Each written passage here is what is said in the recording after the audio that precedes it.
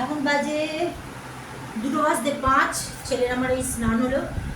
জানোই তো ওর পরীক্ষা সোমবার থেকে, সেই জন্য একটু চাপেই আছে, আমিও একটু চাপে আছি। রান্নাবান্না সেরকম করতে পারছি না, আমার ছেলের কাছে না বসলে পড়বে না, তো ওর কাছে যদি বসতে হয় আমার রান্নাবান্নার গণ্ডগোল হয়ে যাচ্ছে। তো চলো কি করলাম না করলাম দেখিয়ে দিই একটু। এখানে আছে ভাতটা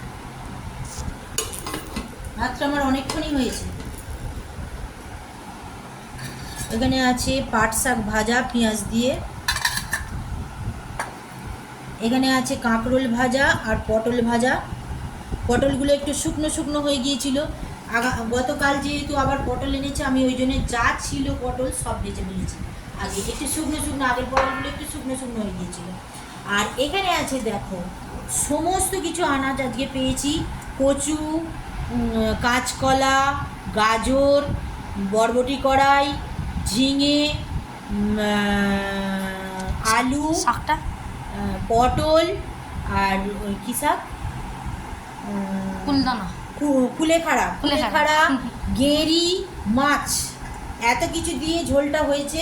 আর কোনো বাটনা কিচ্ছু দিইনি, শুধু একটু অল্প পরিমাণে জিরে গুঁড়ো, অল্প পরিমাণে ধনে গুঁড়ো আর হলুদ দিয়েছি, লঙ্কাও দিইনি, এই দিয়ে ঝোলটা করেছি।